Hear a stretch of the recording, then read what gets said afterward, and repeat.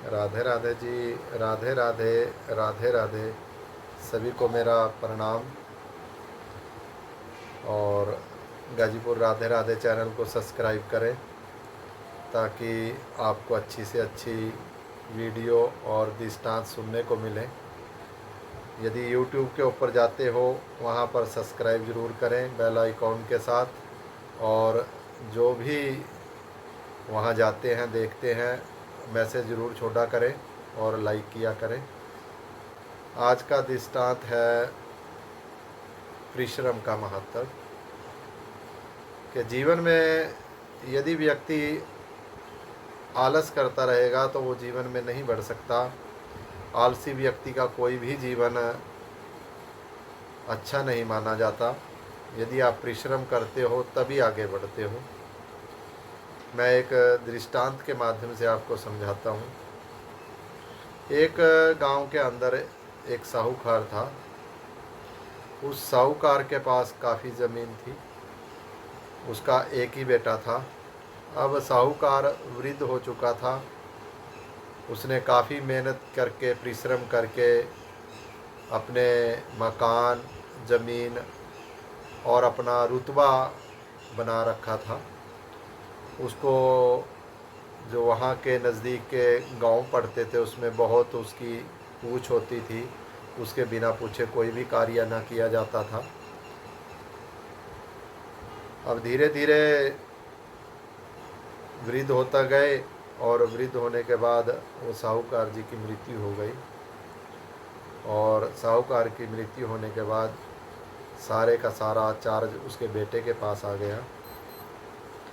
अब बेटा शुरू में तो मेहनत करने लगा। उसने देखा कि हमारे पास इतनी गायें हैं, क्योंकि वो गाय थी, दूध भी बेचने का काम करते थे और अच्छी खेती थी। उसे भी जो है देखने का काम करता था, सुबह जाता था।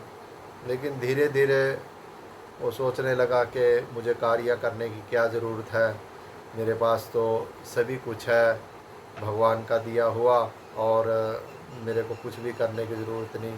वह ऐसे ही आलस वश भूत होकर रात दिन पड़ा रहता। खा लिया और लेट गए, खा लिया और लेट गए। ऐसे में उसका दिन पर दिन ऐसा करने से स्वास्थ्य जो है गिरने लगा। वो धीरे धीरे जो है नीचे को आने लगा। अब उसके पास चलना भी जो है मोहताज होने लगा। तब उसका एक दोस्त था, वो उसे मिलने के लिए आया। उसके दोस्त ने देखा कि यहाँ तो इसके रिश्तेदार आ रहे हैं और जो नौकर लगे हुए हैं वो इसे लूटने पर लग रहे हैं। अब जो गाय का दूध दोते थे वो गाय के दूध के अंदर जो है वहाँ से बता देते थे कि इतना दूध निकला, और उसके अंदर जो है वो मिलावट करके पानी डाल के लोगों को देना। और भी खेतों में भी ऐसे ही जो रिश्तेदार आए हुए होते थे वो अपनी गेहूँ उठा रहे हैं, कुछ भी उठा रहे हो, तो उसे कुछ भी ऐसी चीज़ का पता नहीं लगता था। तो धीरे धीरे काम जो है बढ़ने की बजाय उसका नीचे आ रहा था।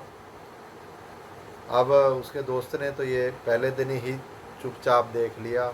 अब उसका दोस्त जाकर उसके बोला कि आप जो है खेत में जाया करें, आपके साथ ऐसा ऐसा हो रहा है, वो ठीक नहीं। वो बोला ऐसा कुछ नहीं हो रहा। हाँ कुछ है कि जो है बहुत दिन से जो है धन की धीरे धीरे कमी आ रही है, लेकिन मेरे पास बहुत धन है।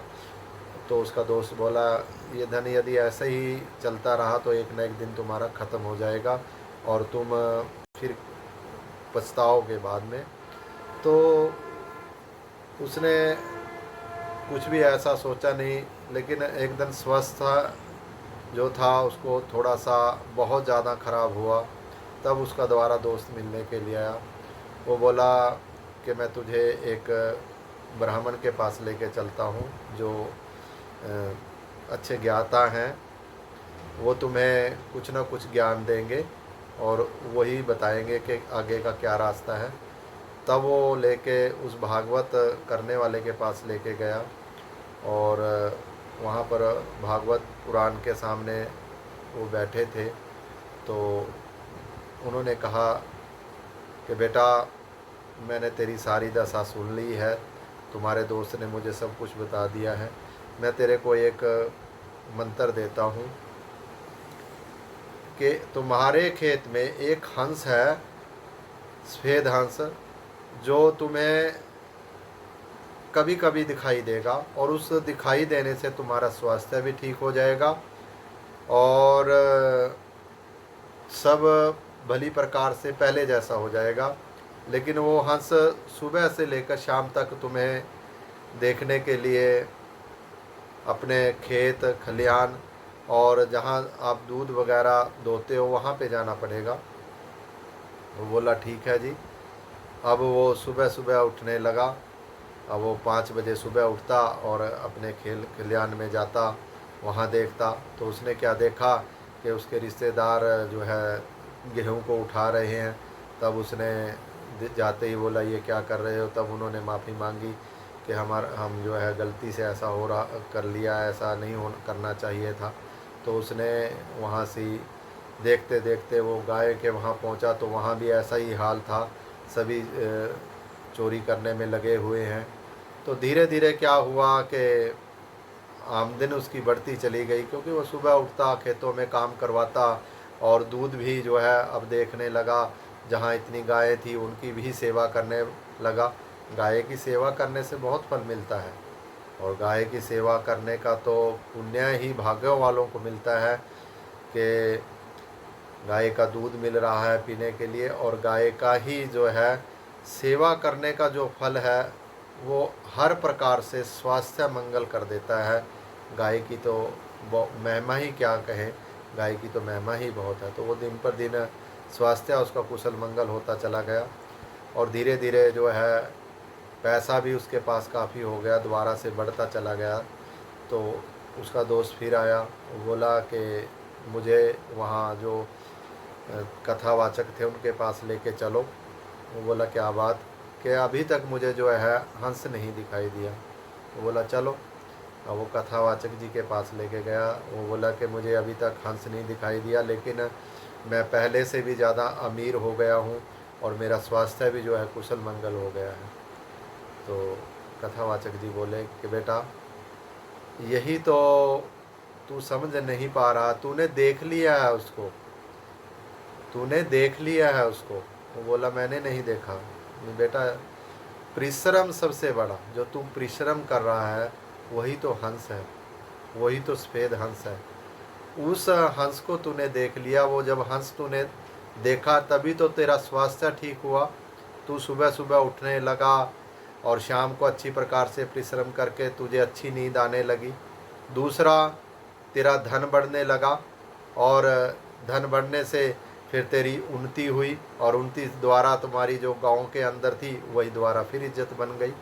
तो परिश्रम से बड़ा कोई भी बेटा धन नहीं। वही तो एक जो मैंने बताया था सफ़ेद हंस, वही तो था। तूने परिश्रम किया, हमेशा ऐसे ही परिश्रम करते रहना, और ताकि तुम आगे बढ़ते रहो। इसलिए इस दृष्टांत से हमें शिक्षा मिलती है कि हमेशा परिश्रम करें। विद्यार्थियों से खासकर कहूँगा कि उम्र के कुछ पल होते हैं, यदि उस उम्र के उन पलों में हम परिश्रम करके अपने जीवन को ऊंचा उठा लें तो हमें बाद में फिर कोई भी दिक्कत नहीं भोगनी पड़ती। इसलिए परिश्रम करके, दिन रात मेहनत करके आप आगे बढ़ें, आपके परिवार में सभी कुशल मंगल रहें। एक बार जोर से बोलेंगे, राधे राधे, राधे राधे, राधे राधे।